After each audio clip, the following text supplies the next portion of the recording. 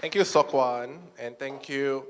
A round of applause actually to Daniel. What an amazing sharing just now he did. Really impressive, Daniel. Too impressive. Now I'm next. How am I going to live up to that one? I feel going to be a problem later when I go home. I had the wrong thinking. I thought, we're going to do sharing and I put in some testimonies. Daniel did the opposite. He did all the testimonies and then some sharing. So I'm going to look like I'm the bad son now. Yeah, but I'll try to find testimonies to chip in here and there, okay? All right. So Daniel just now was leaving a mark, and I think that's correct. I also agree with you, Daniel. Everything that our mothers do, it always leaves a mark in us. So then comes to my sharing, which is actually called sacrificial love that reflects Christ. So, sorry, my notes went away. Okay. Yeah, so happy Mother's Day to everyone here in the house of the Lord and those online as well. And it's a very popular and familiar topic, right? Sacrificial love, when we hear this word. So I'm sure everyone knows this word as well. And it is one of or the greatest love that one can do for another person. So the song Daniel was sharing was love that leaves some mark. So sacrificial love is something a little bit more deeper. Okay, so it's not something to say that your love isn't deep, but this goes deeper where we reflect that on Christ as well. And so, why it keeps going away? Sorry, my notes is just not big enough. My tablet, it's too small still. So the first group that comes to mind when I hear about sacrificial love is always about mothers, right? And how much our mothers do for us. And when you go to a friend's house, you don't look for the father, right? You straight away go, hey, your mom let us in. Okay, yeah. Your dad not at home, right? Your mom, okay. What? Your mom cook also. Then your mom will say, hey, come on, share your food, your friends and all that. So that's the kind of love is so comforting, right? The sacrificial love. Now let's just quickly see in John 15:13. It says, there's no greater love than to lay down one's life for one's friends. From Jesus' own words, we see that this kind of love is selfless, action-oriented, unconditional, and also enduring. As we all know, Jesus Christ died on the cross for us, so that's like the best, greatest love. And probably for mothers here, I know there's a lot of things that we all do as well for us, and that feels like something like similar to that, where you all use up your time, your effort, your energy, and so it's quite exhausting, right? Especially for me, when I was young, I was used to, I wasn't a bad son, but I know when it comes to report day, I was a bad son. Every single report day, I just have to prepare because it's all red, not blue. It's all red. Only one blue, two blues. And I show my dad, the first one passed. I show my mom, is the one. Because she doesn't rotan me, My dad rotan me, that's fine. One pain gone. My mom will emotionally guilt trip me and say, what are you doing and all that. You're not studying, you study how long only, All the games every day. But that's what I remember from my mom, it's fun that days. Now I look back, I'm thinking, I didn't like to study. So, correct, my mom was very worried for me, and I think I would be also if I was a parent. So, as humans, we tend to love with expectation, right? So, we give and hope something comes back. So the ending, Daniel said, is that love has a return, meant to have a return. But when you do something deeper, when it comes to sacrificial love, it's a little bit more than that, where you don't technically have a return, because that's the word of sacrifice, right? It's not that it's just like a love as well.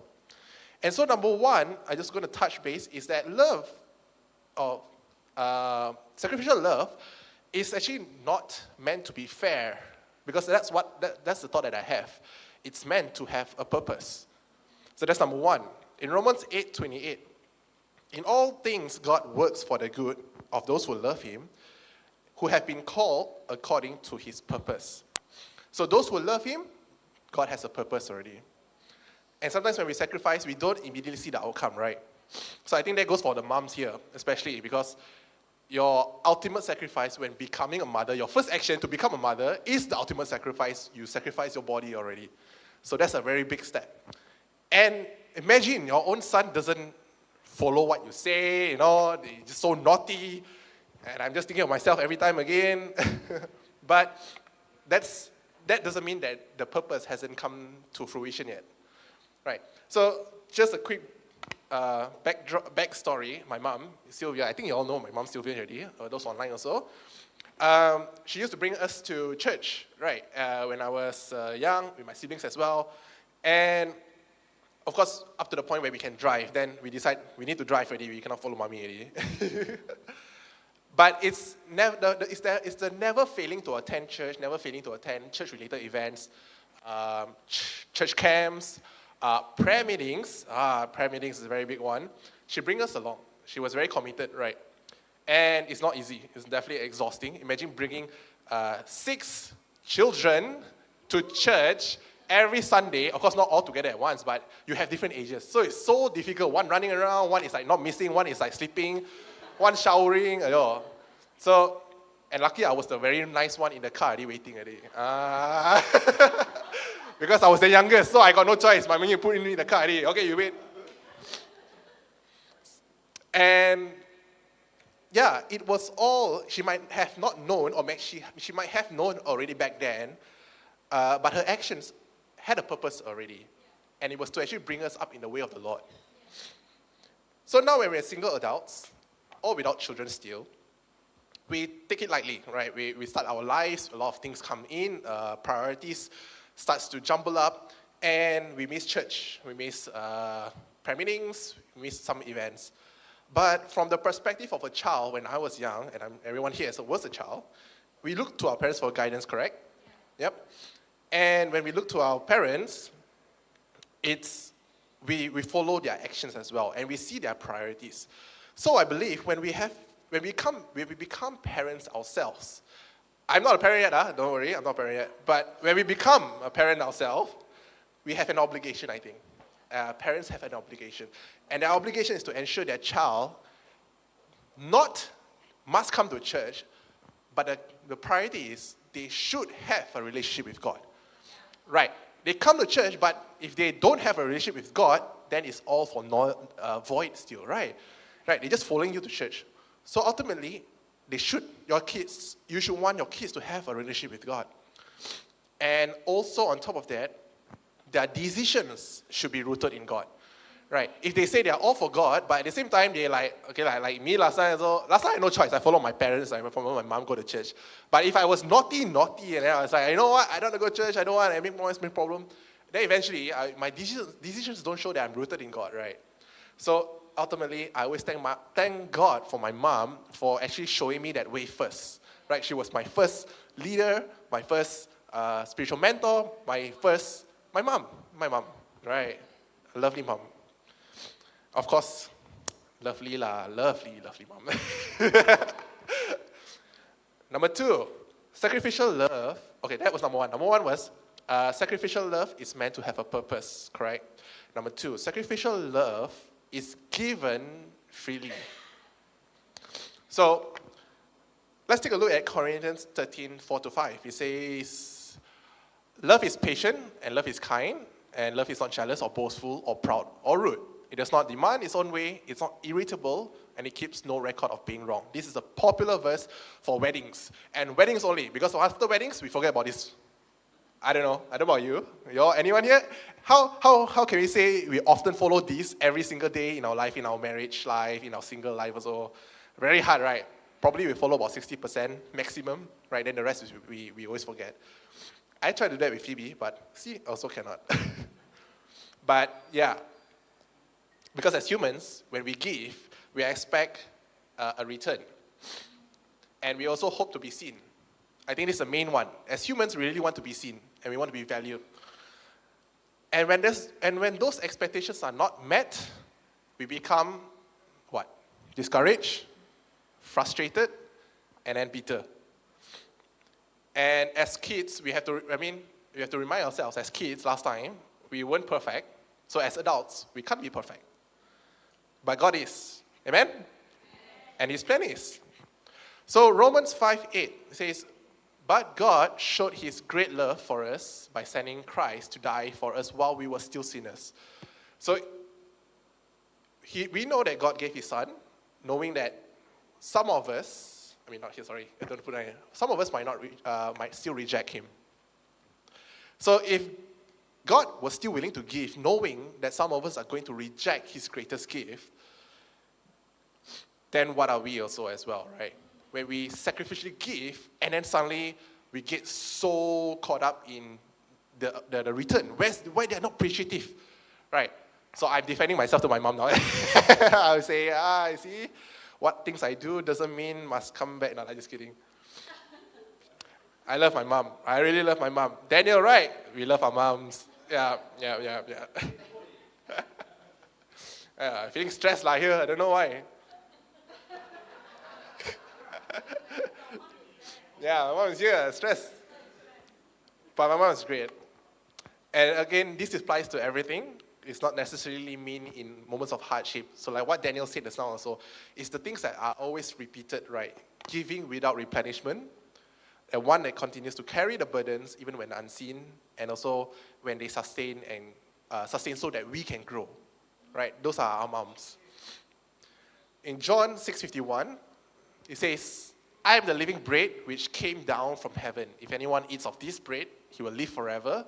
And the bread that I shall give is my flesh, which I shall give for the life of the world. So we can see that our moms are reflecting the love of Christ as well, where Jesus said, it's not this bread alone in the world that gives you energy, gives you life, but it's the word that from me, my flesh. So when we dive into the word, we get life out of it. So just like our moms. Sacrificial love is not transactional, right? Given freely. Just as Christ gave himself for us.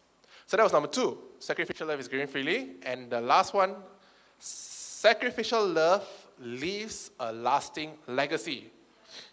And this kind of love doesn't just impact in that moment, it shapes generations, right? So mothers, here's this question. Do you all feel inner struggles that your kids or your husband doesn't know about? Do you all have that? Raise up your hand. Raise up your hand. It's good to know so that your husbands can see. Your kids also can see. Right. Fathers here also got, right? I'm sure fathers got. We all have. But mothers are mothers, right? It's their own separate ones also. We all go through difficult, tough times. And let me encourage you with this one verse. And this verse was great because Elena mentioned this verse earlier. Not this one. The next one, but I'll share this one first. Okay, this one is in John 10:14. Jesus says, I am the good shepherd and I know my sheep. So when we face inner struggles and we know that we can't go through them alone, Jesus is always with us, right? The Holy Spirit leads us.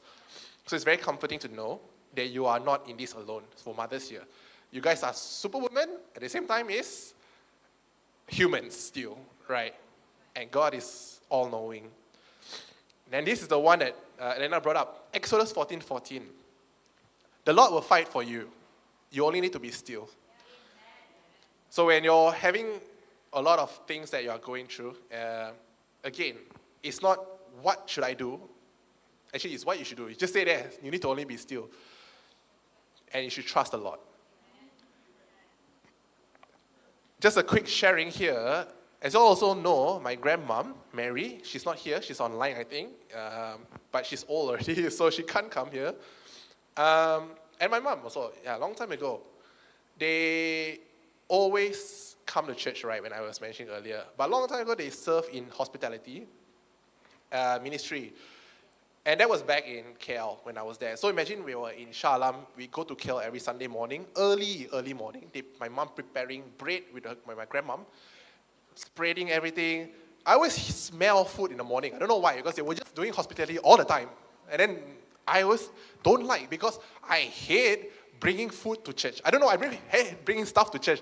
Then my mom is always, carry this, carry that. Bringing curry lah, bringing bread lah, bringing tuna lah. Aiyo, that's why I really cannot tahan lah. But it actually showed their heart, where it was, right? And they put their time in it. Because imagine, if you ask me, serving in other ministries, it doesn't take a lot of prep time. You come, okay, maybe yes, like worship and that, you come another day, but food, you cannot prepare the last day, right? You need fresh food. So imagine in the early morning, you wake up 4, 3 o'clock, you're spreading things, you're cooking this and that. You have to make sure it's all fresh, and to carry around is so difficult. And all the way in KL, that's why. So, what I'm just trying to say is, by doing all of this, and also coming for prayer meeting, actually, just a note, I learned how to pray because my mom kept on bringing me to prayer meetings. And when I was in prayer meetings, I learned how to pray, not just alone, but together with people, right? So it's very powerful, and everyone here should be coming to prayer meetings. Yeah, the point here is, they put their faith in Christ much early on already. It started with my grandmom. If you all didn't know, my grandmom wasn't a Christian, born Christian. They were Catholic. She was Catholic. And that's where she changed and found Jesus, and then she became a Christian. And then led my mom and my aunties, my mom's siblings, to Christ as well. And so and forth, it was down to me and my siblings, and then to my niece and nephews now. A 4 whole new generation, many of us serving the Lord. Yeah, I forgot about pictures. I totally forgot about pictures. Yeah, this was yesterday, our Mother's Day celebration. So, can we show the first one again? So my grandmom, Mary, and then my mom, that's me. So this was COVID time. And then the next one, just from 2 of them, of my grandmom first, then became my family here, all of us here, and then to the third picture, a full 4 generations here. And some of us is not here, right? Some of us is actually away also. So one small faith, the size of a mustard seed, my grandmom, and then a 4 fruitful generation. So it didn't happen overnight. It forms through obedience and heart to serve and sacrificial love over time. That was my mom. So I'll end with this one thing. The greatest legacy of God is his sacrificial love. So Jesus showed us sacrificial love has a purpose, was given freely, and leaves a lasting legacy. So we honor our mothers today, right? I love you, Mom. Love mommy. And then we also thank you for all the things you've done. And also we recognize the things that you carried behind, or the things that we did not see, right? But future, when we become parents, we will start to see those things, right? I think. So Phoebe will be here.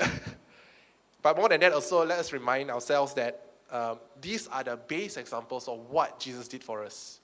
So thank you for that sharing, and happy Mother's Day to everyone here and online as well. We appreciate your time. Yeah, thank you.